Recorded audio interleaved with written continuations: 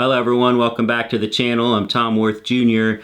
And in this morning's video, I made a misstep in the last 2 minutes. I was talking about the Morning Joe hosts, Mika and Joe, going down to Mar-a-Lago, sort of making nice with Trump and trying to move on and cover him differently than they have been covering things. Just something, they want to do something more productive and constructive. And I was saying that, yeah, that might make sense.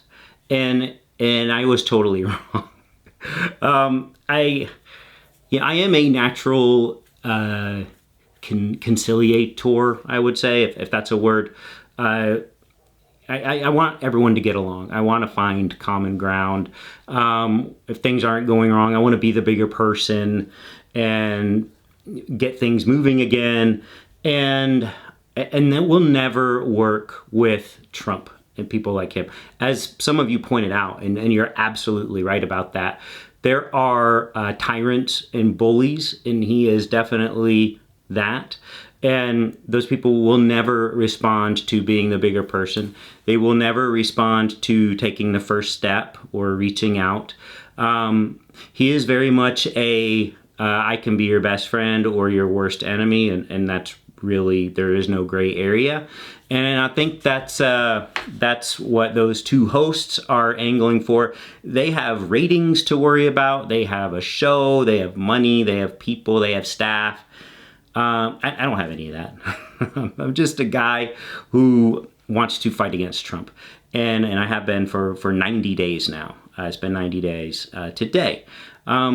Their show has a staff of people. And my Jersey uncle pointed out that staff would have been shocked and would feel very much betrayed by what Mika and Joe did, by going down to Mar-a-Lago, by meeting with him. You know, they were pampered. They were schmoozing, and they said, yeah, well, we're going to hold you to account. But still, they went down there. And they came back and said they're going to start treating him differently. But this is not that. This is not the time to do that kind of thing. These times remind me more of, I don't know if any of you saw the Christian Dior Apple TV series. I think it was this summer, it might have been this spring, called The New Look. It was about Christian Dior and Coco Chanel and Nazi-occupied Paris. Just kind of towards the end, or really probably 1944 or so, maybe 1945.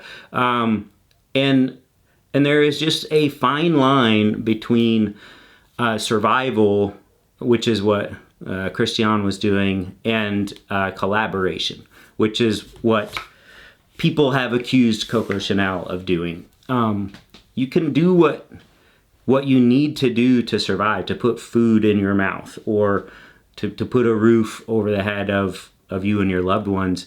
You might have to do things that turn your own stomach to do that, but when you are looking for a little more luxury, you're looking for maybe to have some favors for you or for some people that you love, that calls for collaboration. And that's what supposedly she did.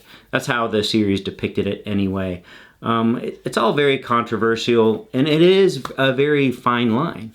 And I don't want to be anywhere near that line. I don't want anyone to think that I am going along with that. Like, none of this is okay. None of what Trump has been doing is okay. And several of you pointed that out to me in the comments this morning. Somebody pointed out, oh, there goes another one falling in line behind Trump. And I can see why you would have thought that. And I replied to some of them saying, hey, give me a chance, hear me out, let me try to make this right. This is going to require an effort. As much as all of us might want a normal America, a normal environment, that's not what we have, and it's not what we're gonna have. It's not time to move on, is the bottom line. I did check in with some people before deciding to make that little short today and say that, hey, mea culpa, my bad, my fault. And one of the people, I checked with some some loved ones, some relatives. One person I checked in with is my Jersey uncle, and he, just to see where he fell on that spectrum of, hey, let's try to make the best of it and move on, or go kicking and screaming every day like we have been this whole cycle. And he is of the kicking and screaming persuasion. He and his wife both are. And I wrote down what he said. He said, Trump is counting on you to drop out. Piss him off and be the opposition! Exclamation point. And that's what Trump is doing.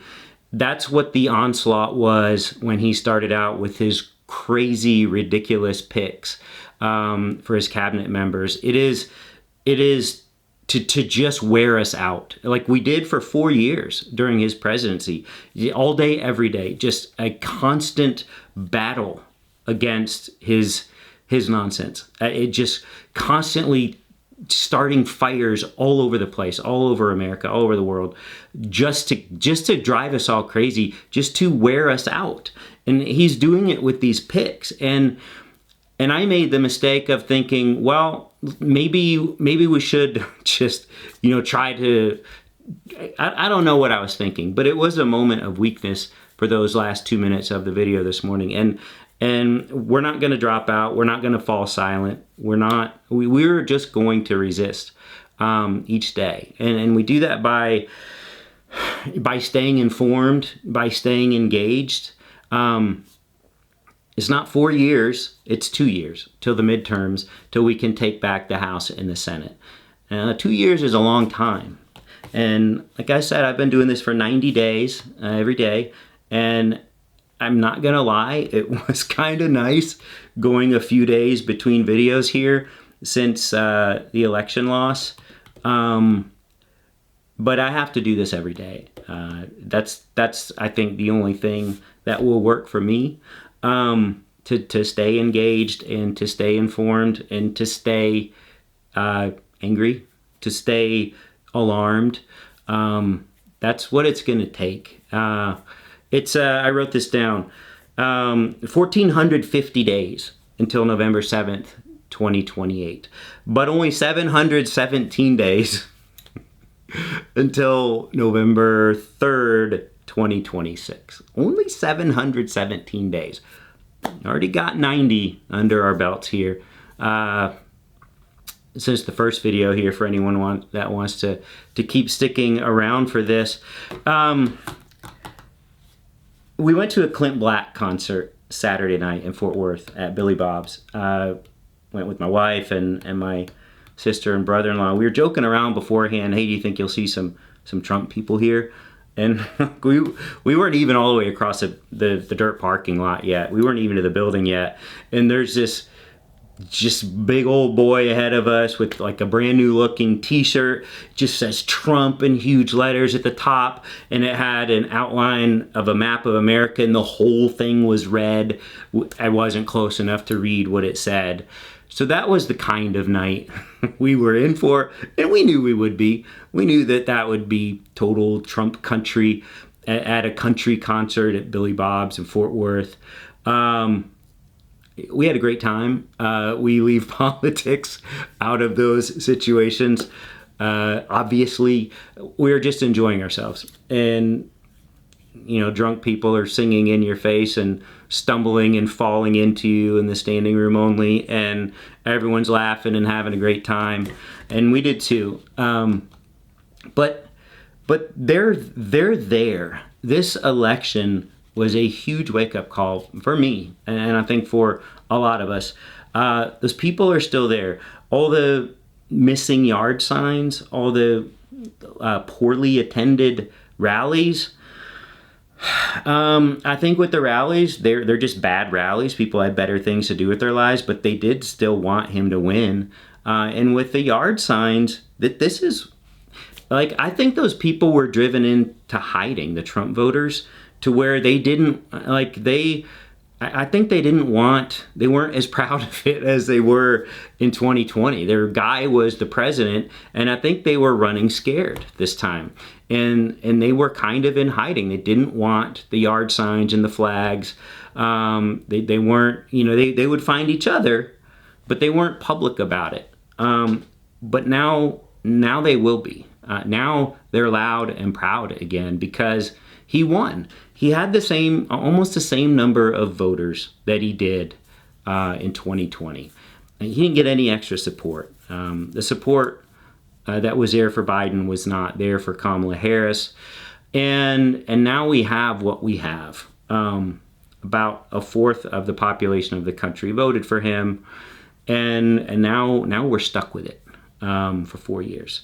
I think for all the people that you went into hiding and now you've got your racist, xenophobic, misogynist guy who wants to go back to 19th century economics and isolationism and protectionism and no global alliances.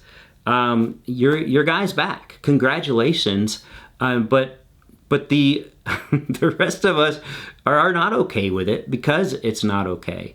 And we need to keep staying informed. A lot of people that I watch, a lot of these resistance type channels, their numbers were up in the days following the election, as were mine, and they just dropped off. And I think big network shows are going to recalibrate because they need their ratings. I don't need ratings. I'm doing this, and hopefully you all will keep watching, and hopefully it can keep growing and growing and growing, and we can keep commenting. We can keep holding each other accountable.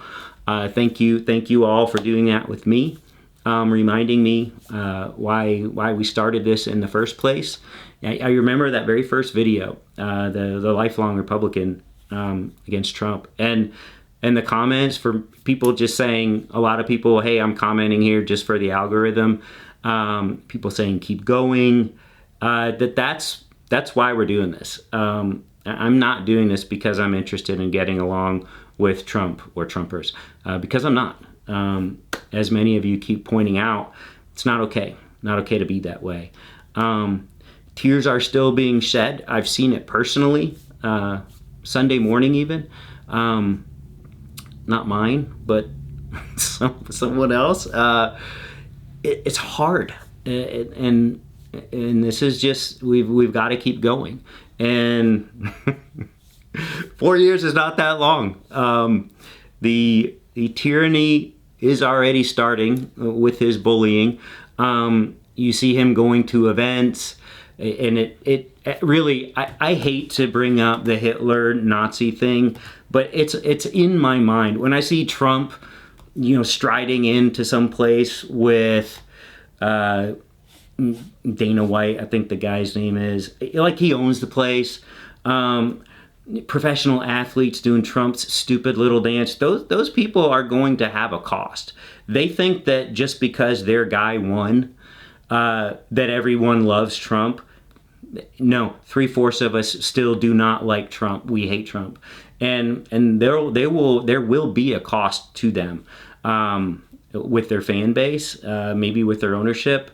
A lot of owners are Trumpers anyway, but that just nauseates me. It makes me sick to my stomach, and it just reminds me of pictures of Trump. Sorry, Freudian slip there maybe, of Hitler in Paris looking at the Eiffel Tower and just walking around like he owns the place, being guided by some collaborators. That's what it has already started, and we've still got 2 months till the inauguration. So I'm going to do this every day, and I might get a day off every now and then, but I'm up for it. And thank you all for energizing me. And I say let's stay energized together. All right, and we'll talk tomorrow. See you then.